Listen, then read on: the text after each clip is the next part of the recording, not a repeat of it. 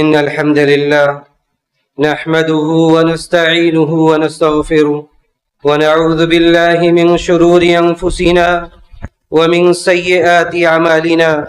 من يهده الله فلا مضل له ومن يضلله فلا هادي له، وأشهد أن لا إله إلا الله وحده لا شريك له، وأشهد أن محمدا عبده ورسوله أرسله بالحق بشيرا ونذيرا بين يدي الساعة. من يطع الله ورسوله فقد رشد، ومن يعصهما فإنه لا يضل إلا نفسه ولن يضل الله شيئا. أما بعد، فإن خير الحديث كتاب الله، وخير الهدي هدي محمد صلى الله عليه وسلم، وشر الأمور محدثاتها، وكل محدثة بدعة، وكل بدعة ضلالة، وكل ضلالة في النار. فأعوذ بالله السميع العليم من الشيطان الرجيم. بسم الله الرحمن الرحيم. ولقد خلقنا الإنسان ونعلم ما توسوس به نفسه ونحن أقرب إليه من حبل الوريد. إذ يتلقى المتلقيان عن اليمين وعن الشمال قعيد. ما يلفظ من قول إلا لديه رقيب عتيد. وجاءت سكرة الموت بالحق، ذلك ما كنت منه تحيد.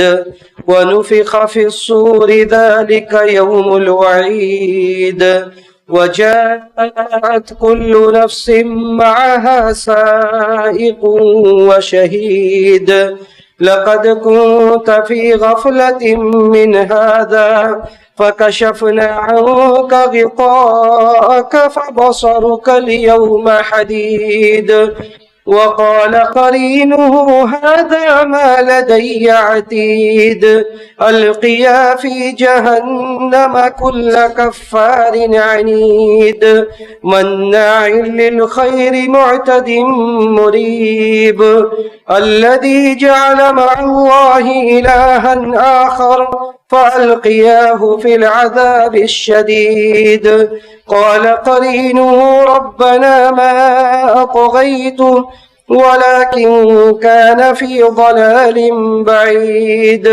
قال لا تختصموا لدي وقد قدمت إليكم بالوعيد. ما يبدل القول لدي وما أنا بظلام للعبيد.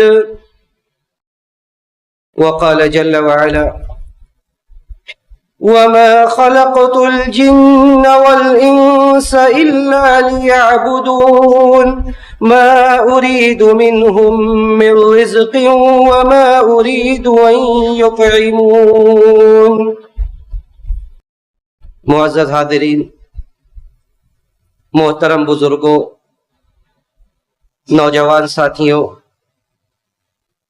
عزیز ماؤں اور بہنوں، اللہ رب العزت والجلال کے فضل و کرم سے ہم اور آپ ماہ رمضان کی مبارک ساعتوں کو جی رہے ہیں۔ یہ رب ذوالجلال کا بڑا فضل و کرم ہے کہ اللہ سبحانہ و تعالی اس دنیا میں مسلمانوں کو ایسے مواقع دیتا رہتا ہے جن موقعوں پر وہ اپنا محاسبہ کر سکیں، جن موقعوں پر وہ نیکی اور اطاعت کے راستوں میں آگے بڑھ سکیں، جن موقعوں پر وہ اپنی گزشتہ زندگی کے تعلق سے نظر ثانی کر کے ایک نئی زندگی گزارنے کا عزم کر سکیں۔ اس لیے کہ یہ بہت بڑا موقع ہے اور اللہ سبحانہ و تعالیٰ کی طرف سے ایک بہت بڑا عطیہ ہے کہ انسان کو پورا ایک مہینہ مولا ذوالمنن کی جانب سے ایسا مل رہا ہے کہ جسے ایک مہینے میں وہ اپنے دامن کو نیکیوں سے بھر کے اللہ سبحانہ و تعالیٰ کی نظر میں اپنا وزن محسوس کرے، اللہ سبحانہ و تعالیٰ کی نگاہ سے میں اپنا وزن بنا سکے اور اللہ سبحانہ و تعالیٰ سے اس کا جو رشتہ کمزور ہو چکا ہے اس رشتے کو وہ مضبوط کر سکے.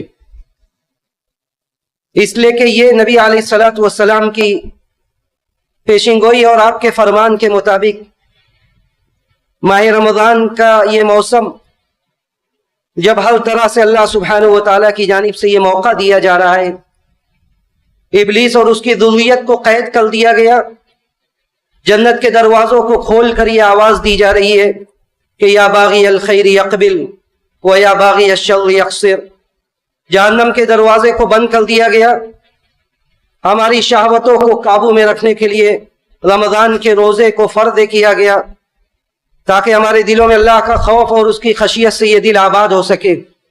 اتنے سارے موقع دینے کے بعد یہ وہ وقت ہے جب انسان جس مقصد کے لیے وہ اس دنیا میں برپا کیا گیا ہے، جس مقصد کے لیے وہ اس دنیا میں پیدا کیا گیا ہے، وہ اس مقصد کی طرف نظر ثانی کرے کہ اللہ سبحانہ و تعالیٰ نے اس کائنات کو بسایا، اسے پیدا کیا، کیوں پیدا کیا، کیوں اسے بسایا، اللہ کا گرد کیا تھا، کیا مقصد تھا. سورہ ذاریات کی مشہور آیت میں نے آپ لوگوں کے سامنے پڑھی. اس میں اللہ سبحانہ و تعالیٰ نے انسانوں کی تخلیق کا، جناتوں کی پیدائش کا مقصد بیان کرتے ہوئے فرمایا کہ اس دنیا کو بسانے کا مقصد، انسانوں کو پیدا کرنے کا مقصد صرف اور صرف یہ تھا کہ وَمَا خَلَقْتُ الْجِنَّ وَالْإِنسَ إِلَّا لِيَعْبُدُونَ، کہ ہم نے جناتوں اور انسانوں کو صرف اور صرف اپنی عبادت کے لیے پیدا کیا ہے. فَيَا بَاغِيَ الْخَيْرِ يَقْبِلْ. تو بزرگوں اور دوستو، یہ عبادت و بندگی میں اللہ سبحانہ و تعالیٰ کے سامنے اپنے آپ کو پیش کرنے کا یہ موقع ہے کہ عبادت و بندگی کی جو بھی راہیں ہیں، اطاعت کی، فرما برداری کے جو بھی راستے ہیں، ان راستوں کو ہم اللہ کے سامنے پیش کر سکیں اور وہ وزن اللہ کے یہاں بنا سکیں جس کی وجہ سے ملائے اعلیٰ میں ہمارا ذکر ہو. ہر انسان اس دنیا میں اپنا ایک وزن چاہتا ہے، ایک وقار چاہتا ہے کہ وہ ایک باوزن اور باوقار زندگی گزارے. جب وہ پیدا ہوتا ہے اس کا وقار اور اس کا وزن اور اس کا نام بسا اوقات اس کے خاندانوں سے ہوتا ہے. اس کے بعد جیسے جیسے پروان چڑھتا ہے اس کے نام سے اس کو یاد کیا جاتا ہے، پھر آگے بڑھ کر اس کے علم، اس کے کارناموں سے اسے یاد کیا جاتا ہے. لیکن اللہ سبحانہ و تعالیٰ کے نظر میں انسان کا وزن اور انسان کا وقار کن چیزوں سے ہے اور کیسے وہ اپنا وزن اس ماہ مبارک میں اللہ کے یہاں بڑھا سکے، یہ چیز قابل غور ہے. اللہ سبحانہ و تعالیٰ کے یہاں وزن اور وقار بڑھانے کا صرف اور صرف ایک راستہ ہے کہ اللہ نے فرمایا کہ ان اکرمکم عند اللہ اتقاکم. اللہ کے نظر میں سب سے معزز وہ ہے جس کے دلوں میں سب سے زیادہ تقوی ہے. یعنی رمضان کے روزوں سے، جو رمضان کے روزوں کو بامقصد جس نے بنایا، جس نے اس مہینے میں روزہ رکھ کر اپنے دلوں میں تقوی پیدا کیا، وہی اپنا وزن اللہ سبحانہ و تعالیٰ کے یہاں بڑھا سکا. دیکھیے اللہ کے یہاں وزن یہ نہ تو شخصیت اور پرسنالٹی سے، نہ مال و منال اور دولت و ثروت سے، نہ عہدہ اور منصب سے، بلکہ اللہ کے یہاں وزن یہ ایمان، اطاعت و بندگی، فرما برداری، اللہ کے لیے مر مٹنے کے جذبے سے. ورنہ قیامت کے دن بہت سارے ایسے لوگ آئیں گے، وَإِنَّهُ لَيَأْتِي الرَّجُلُ السَّمِينُ الْعَظِيمُ يَوْمَ الْقِيَامَةِ وَلَا يَزِنُ عِندَ اللَّهِ جَنَاحَ بَعُوضَةٍ.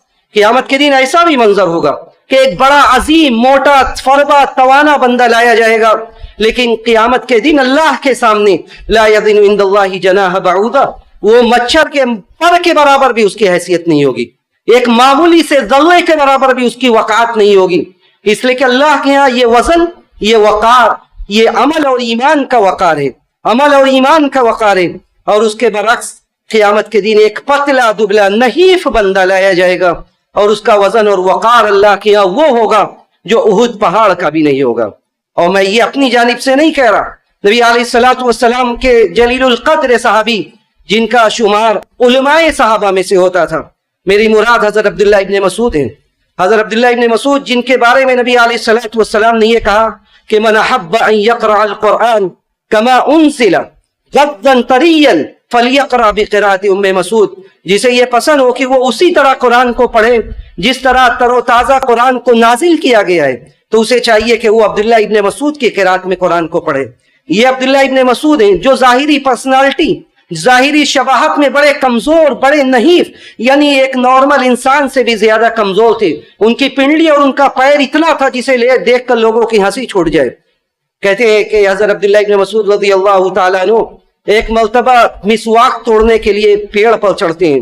مسواک توڑنے کے لیے جب پیڑ پر چڑھتے ہیں تو ہوا کی وجہ سے ان کے پیر سے کپڑے ہٹ جاتے ہیں. جب پیر سے کپڑے ہٹ جاتے ہیں تو صحابہ اکرام جو وہاں پہ موجود ہوتے ہیں ان کی ہنسی چھوٹ جاتی ہے, ہنسنے لگتے ہیں. صحابہ اکرام کی ہنسی دیکھ کر نبی علیہ الصلوۃ والسلام کو یہ پسند نہیں آتا. صحابہ اکرام سے آپ مخاطب ہوتے ہیں اور کہتے ہیں کہ او تعجبون من ساقی ام عبداللہ, کہ تم لوگ حضرت عبداللہ ابن مسعود کی اس پنڈلیوں کو دیکھ کر ہنس رہے ہو, تم عبداللہ ابن مسعود کی ان پنڈلیوں کو دیکھ کر ہنس رہے ہو. صحابہ اکرام کہتے ہیں کہ ہاں یا رسول اللہ, اس لیے کہ ان کی پنڈلی نارمل لوگوں سے زیادہ پتلی تھی. کہتے ہیں کہ ہاں عبداللہ ابن مسعود کی اتنی پتلی پنڈلی اور ساق دے کر ہمیں ہماری ہنسی چھوٹ گئی. نبی علیہ الصلوۃ والسلام فوراً صحابہ اکرام سے کہتے کہ لہما اسقل فی المیدان من احد, میرے صحابہ یہ دونوں پنڈلیاں, یہ عبداللہ ابن مسعود کا وزن نہیں بیان کیا جا رہا ہے, یہ عبداللہ ابن مسعود کے پنڈلیوں کا وزن نہیں بیان کیا جا رہا ہے, بلکہ یہ کیا کہا جا رہا ہے کہ قیامت کے دن عبداللہ ابن مسعود کے ایمان, ان کے تقوی, ان کے طہارت, ان کی اطاعت و بندگی کا عالم یہ ہوگا کہ عبداللہ ابن مسعود کی یہ دو معمولی پتلی پتلی پنڈلیاں یہ احد پہاڑ سے زیادہ بھاری ہوگی. سبحان اللہ, یہ احد پہاڑ سے زیادہ بھاری ہوگی. اور جو لوگ مدینہ منورہ نہیں گئے انہیں اندازہ نہیں ہے کہ احد پہاڑ کتنا بڑا ہے. سروے کرنے والے لوگوں نے یہ ذکر کیا کہ احد پہاڑ 12 کلومیٹر کا احاطہ کیے ہوئے, 12 کلومیٹر کا احاطہ کیے ہوئے احد پہاڑ. اور یہ عبداللہ ابن مسعود سے طبرانی کی روایت میں یہ اضافہ کیا گیا اور کہا گیا کہ یہ عبداللہ ابن مسعود نہیں بلکہ عبداللہ ابن مسعود کے پنڈلیوں کے تعلق سے کہا جا رہا ہے کہ یہ کل میزان میں قیامت کے دن احد پہاڑ سے زیادہ بھاری ہوگا. بزرگوں اور دوستوں, یہ ویٹ ہے, یہ ویٹ ہے اور یہ وزن ہے, جس وزن درکار ہے, جس وزن کا مقصد, جو وزن حاصل کرنا اس ماہ رمضان کا مقصد ہے کہ ہمارا ذکر ملائے اعلیٰ میں ہو, ہمارا ذکر اللہ کے ہاں. ورنہ دنیا میں ہم نے اپنے مال و دولت سے بہت شہرت کمائی, دنیا میں ہم نے اپنے عزت و وقار کا بہت ڈھنڈورا پیٹا, لیکن کل لب مجہول فی الارض معروف فی السماء, رب مجہول فی الارض معروف فی السماء ورب معروف فی الارض مجہول فی السماء. بہت سارے اس زمین میں ایسے معروف لوگ ہیں جو کل قیامت کے دن اللہ کے یہاں مجہول ہوں گے, ان کی کوئی پہچان نہیں ہوگی. اور اس دنیا میں بہت سے ایسے مجہول لوگ ہیں جن کو کوئی پوچھنے والا نہیں ہے, جن کو کوئی جاننے والا نہیں ہے, لیکن کل قیامت کے دن ان کی شہرت ہوگی, ان کا چرچا ہوگا ملائے اعلیٰ میں. تو بزرگوں اور دوستوں, یہ وقت ہے کہ ہم اپنا محاسبہ کریں کہ اللہ سے ہمارا تعلق کتنا ہے, اللہ سے ہمارا تعلق کتنا مضبوط ہے. نبی علیہ الصلوۃ والسلام نے کہا کہ اللہ کے ہاں وزن کن چیزوں کا ہے. رب اشعث اغبر مدفوع بالابواب لو اقسم علی اللہ لابر, کتنے ایسے پراگندہ بال والے, کتنے ایسے لوگ جن کی ظاہری شباہت دیکھ کر انہیں دھتکار دیا جاتا ہے, جن کی ظاہری شباہت اور ان کے ظاہری رکھ رکھاؤ دیکھ کر انہیں دھتکار دیا جاتا ہے, لیکن اللہ کے ہاں ان کا وزن یہ ہے کہ لو اقسم علی اللہ لابر, اگر وہ قسم کھا لیں, اگر وہ قسم کھا لیں تو اللہ سبحانہ و تعالیٰ ان کے قسم کی لاج رکھنے کے لیے ان کے اس کام کو پورا کرا دیتا ہے. ان کا وزن اور ان کا ویٹ اللہ کے ہاں یہ ہے کہ اگر وہ قسم کھا لے کسی معاملے پر, اللہ کے ساتھ حسن ظن رکھتے ہوئے کسی معاملے کے لیے قسم کھا لے تو اللہ ان کے قسم کو پوری کرا کر وہ ایسے ہی فیصلہ صادر فرما دیتا ہے. نبی علیہ الصلوۃ والسلام کے زمانے میں اس طرح کا واقعہ پیش آیا کہ حضرت نضر کی لڑکی حضرت ربیہ بنت نضر, جن کے بھائی تھے انس بن نضر, ربیہ بنت نضر ایک عورت ہے, آپس میں اختلاف ہوتا ہے کسی دوسری خاتون سے اور یہ اس کا دانت توڑ دیتی ہیں. اختلاف ہوتے ہوتے معاملے میں آگے بات بڑھ گئی اور بات کرتے کرتے انہوں نے اسے کس طرح مارا یا کس طرح دھکا دیا, اس کا دانت ٹوٹ گیا. اب دانت ٹوٹ گیا, اب شریعت کے حساب سے اگر اس نے دانت توڑا ہے تو اس کا بھی دانت توڑا جائے گا, الا یہ کہ سامنے والا معاف کر دے. پوری کوششیں ہوتی ہے. حضرت انس بن نضر جو ان کے بھائی ہوتے ہیں اللہ کے رسول صلی اللہ علیہ وسلم کے پاس آتے ہیں. اللہ کے رسول کہتے ہیں کہ ان لوگوں کے سامنے ان لوگوں سے معافی تلافی کی بات کی جائے. معافی تلافی کی بات کی جاتی ہے, وہ لوگ منع کر دیتے کہ ہم معاف نہیں کریں گے, معاف نہیں کریں گے, ہمارا یہ حق ہے. اس کے بعد فدیہ کی گزارش کی جاتی ہے کہ پیسہ لے کر, جو پیسہ دیا جاتا تھا کہ وہ پیسہ لے کر چھوڑ دو, پیسہ لے کر بھی چھوڑنے کے لیے تیار نہیں ہوتے. اس کے بعد آخری معاملہ یہ ہوتا ہے کہ دانت کے بدلے دانت توڑ دیا جائے. اب ان کے بھائی پریشان ہوتے ہیں، اللہ کے رسول سے کہتے ہیں کہ اتکسر ثنیۃ لبی یا رسول اللہ، اے اللہ کے رسول کیا میری بہن لبیہ کا دانت توڑا جائے گا؟ اللہ کے رسول کہتے ہیں ہاں، کہتے ہیں وہ لا والذی بعثک بالحق لا والذی بعثک بالحق لا تکسر ثنیۃ لبی، اللہ کے رسول قسم ہے اس ذات کی جس نے آپ کو حق کے ساتھ مبعوث کیا ہے، قسم ہے اس ذات کی میری بہن کا دانت نہیں توڑا جائے گا۔ اللہ کے رسول تھوڑا ناراض ہوتے، یہ اللہ کے رسول پر اعتراض کرنا نہیں تھا، لیکن ایک بہن کے لیے بھائی کا جو جذبہ تھا اس کو بیان کرتے، کہتے ایسا کیسے ہو جائے گا کہ میری بہن کا دانت توڑ دیا جائے؟ اللہ کے رسول غضبناک ہوتے اور کہتے کتاب اللہ القصاص، اے انس کتاب اللہ القصاص، اللہ کی کتاب میں یہی فیصلہ ہے کہ دانت کے بدلے دانت۔ ادھر یہ بات ہو رہی ہے دوسری جانب سے وہ لوگ جو کل تک اس بات کو لے کر انکار کر رہے تھے کہ نہ تو وہ فدیہ لیں گے نہ وہ معاف کریں گے، وہ خود چل کر آتے ہیں اور آ کر اللہ کے رسول سے کہتے ہیں کہ اللہ کے رسول لا تکسر ثنیۃ لبی کا دانت نہیں توڑا جائے گا بلکہ ہم فدیہ لینے کے لیے تیار ہیں۔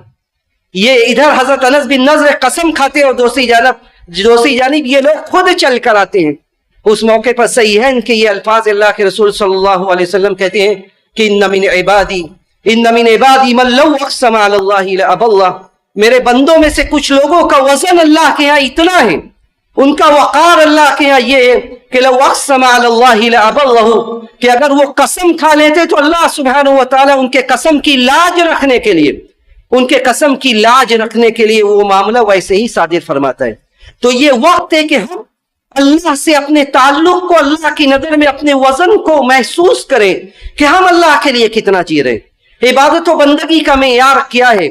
دیکھیے اگر ہمیں اپنے اس راہ میں آگے بڑھنا ہے، اس راہ میں آگے بڑھنے کا صرف اور صرف ایک راستہ ہے، جہاں سے میں نے اپنی بات شروع کی تھی کہ ہم مسلمانوں کا اللہ کے نظر میں اچھے بننے کا صرف اور صرف ایک راستہ ہے کہ ہم جس قدر عبادت میں آگے بڑھیں گے اسی قدر ہمارا وزن اللہ کے ہاں زیادہ ہوگا، اور جس قدر عبادت میں ہم پیچھے جاتے رہیں گے، جس قدر اطاعت و بندگی ہم سے پیچھے چھوٹتی چلی جائے گی، ہمارا وزن اسی قدر کمزور ہوتا جائے گا۔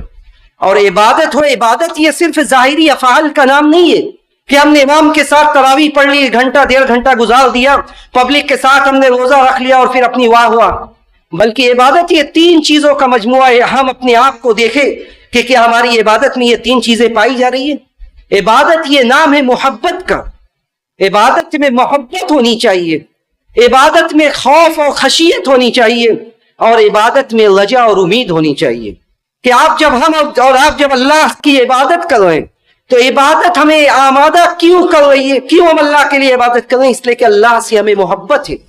والذین آمنوا اشد حبا للہ، ایک مسلمان کے دل میں سب سے بڑی محبت جس کی وہ اللہ کی ہے۔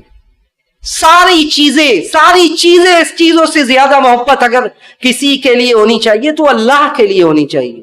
قل ان کان آباؤکم، ہمارے باپ کا احسان بہت ہے ہمارے والدین کا، لیکن قل ان کان آباؤکم وابناؤکم، اولاد کی محبت بہت ہے، وابناؤکم واخوانکم وازواجکم وعشیرتکم، باپ بھائی رشتہ دار، مال و منال دولت و ثروت، واموال اقترفتموها وتجارت تخشون کسادها، جس بزنس کو جس تجارت کو ہم نے کھڑا کیا ہے کتنی محبت ہے اس سے، وتجارت تخشون کسادها، جس کے کساد بازاری سے ہم خوف کھاتے ہیں، ومساکن ترضونها، اور یہ بڑے بڑے محلات، یہ بڑے بڑے گھر جس کو بنانے میں ہم نے اپنی پوری زندگی صرف کر دی، ہم نے اپنی پوری دولت جھونک دی۔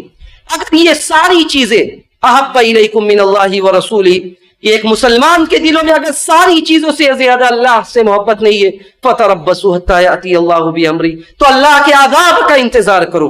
یہ وقت ہے کہ ہم یہ محسوس کریں اور یہ سوچیں تنہائی میں بیٹھ کر کہ ہم اللہ کے لیے، اللہ سے ہمارا علاقہ، اللہ سے ہمارا تعلق کیسا ہے، اللہ کے لیے مر مٹنے کا اور عبادت کے اندر کون سا ایسا جذبہ ہے۔ اس کے بعد محبت کے بعد خوف۔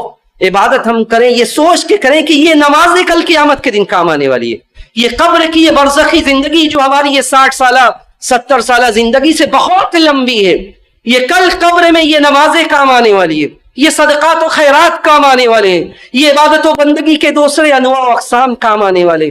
یہ خوف ہمیں، قبر کی زندگی ہمیں خوف دلائے، جب ذکر ہماری آنکھیں آپ دیدہ ہو جائے، اور جب ہماری آنکھیں آپ دیدہ ہو جائے تو اس آنکھ پر اللہ نے جہنم کی آنکھ کو حرام کر دیا.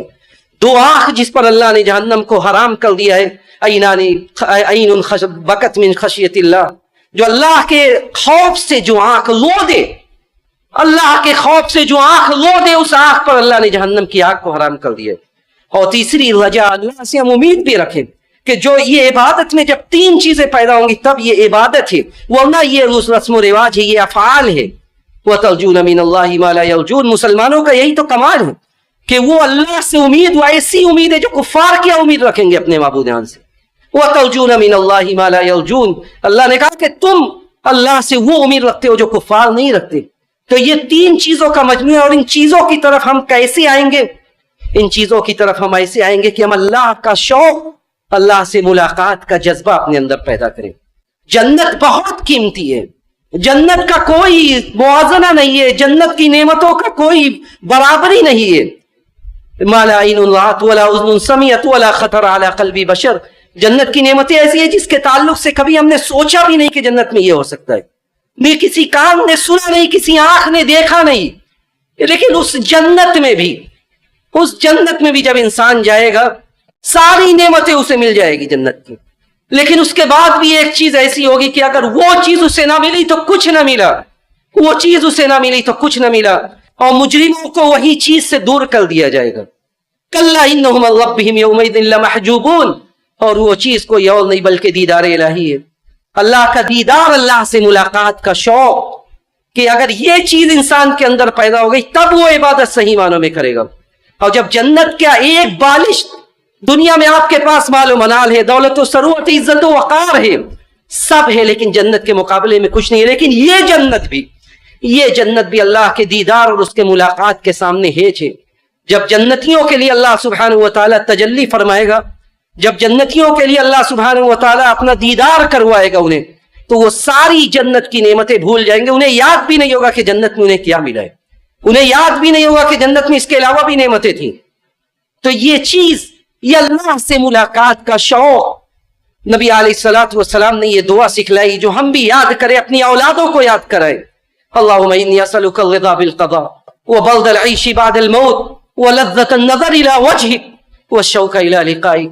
اللہم انی اسألک الرضا بالقضاء, اے اللہ جو قضاء و قدر اس پر میں تجھ سے تیری رضامندی کا سوال کرتا ہوں. وبرد العیش بعد الموت, موت کے بعد ایک اچھی زندگی, سعادت والی زندگی. وبرد العیش بعد الموت ولذة النظر الى وجهک, اور اللہ تیرے طرف دیکھنے کی جو لذت ہے اس لذت کا ہم سوال کرتے ہیں. والشوق الى لقائک, اور تجھ سے ملاقات کا جو شوق ہے اس شوق کا ہم سوال کرتے ہیں.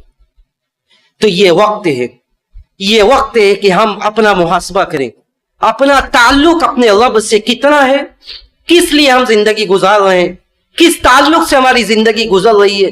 ان چیزوں پر ہم نظر ثانی کریں, دوبارہ دیکھیں, سہبارہ دیکھیں کہ یہ زندگی میں ہم مشین بن کر زندگی گزار رہے ہیں.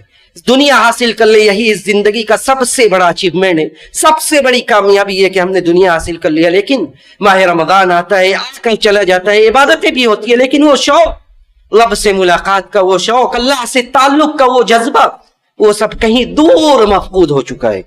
اس لیے ضرورت اس بات کی کہ ہم اللہ سے دعائیں بھی کریں, اپنا محاسبہ بھی کریں. ہم اللہ سبحانہ و تعالیٰ سے یہی دعا کرتے کہ بار الہ ہم نے جو بھی باتیں کہی ان باتوں پر سب سے پہلے ہمیں, اس کے بعد آپ سب کو عمل کرنے کی توفیق نصیب فرما. بار الہ تو ہمارے دلوں میں اپنا خوف, اپنی خشیت پیدا کر دے. بار الہ تو عبادت کی روح اور عبادت کا صحیح مقصد پیدا کر دے. بار الہ تو ہمارے دلوں کو اپنے خوف, اپنی خشیت سے آباد کر دے. ہمیں جو بیمار ہیں تو انہیں ان کی بیماری سے شفا کاملہ عاجلہ نصیب فرما. بار الہ جو بے روزگار ہیں تو انہیں برسر روزگار فرما دے. بار الہ اس ملک میں امن و امان اور سالمیت کو قائم و دائم رکھ. بار الہ جو لوگ اس ملک کے ساتھ اس کے امن و شانتی کے ساتھ کھلواڑ کرنا چاہتے ہیں, بار الہ تو ان کی خبر لے لے. بار الہ تو ہم سب کا محافظ بن جا. بار الہ تو ہم سب کا محافظ بن جا. بار الہ تو ہمارے مساجد کا محافظ بن جا. بار الہ تو ہمارے مدارس کا محافظ بن جا. بار الہ تو ہمارے عزت و جان کا محافظ بن جا. بار الہ تو ہمارے عزت و وقار کا محافظ بن جا. بار الہ تو عزت و وقار کی زندگی نصیب فرما.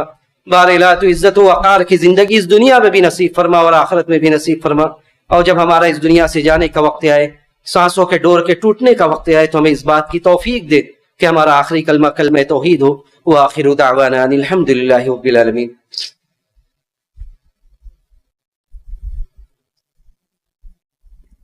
الحمد للہ علی احسانی والشکر له على توفیقه وامتنانی واشهد ان لا الہ الا اللہ تعظیما لشأنی واشهد ان محمدا عبد اللہ ورسولہ الداعی الى رضوانی. ان اللہ وملائکته یصلون علی النبی یا ایہا الذین آمنوا صلوا علیہ وسلموا تسلیما. اللهم صل على محمد وعلى آل محمد كما صليت على إبراهيم وعلى آل إبراهيم إنك حميد مجيد. اللهم بارك على محمد وعلى آل محمد كما باركت على إبراهيم وعلى آل إبراهيم إنك حميد مجيد. اللهم أعز الإسلام والمسلمين اللهم أعز الإسلام والمسلمين وأذل الشرك والمشركين ودمر أعداء الدين واحمي حوضة الإسلام يا رب العالمين. اللهم انصر أمة محمد اللهم انصر أمة محمد اللهم ارحم أمة محمد رحمة عامة. ربنا آتنا في الدنيا حسنة وفي الآخرة حسنة وقنا عذاب النار. عباد الله رحمكم الله إن الله يأمر بالعدل والإحسان وإيتاء ذي القربى وينهى عن الفحشاء والمنكر والبغي يعظكم لعلكم تذكرون. اذكروا الله يذكركم وادعوه يستجب لكم ولذكر الله تعالى أعلى وأولى وأعز وأجل وأكبر.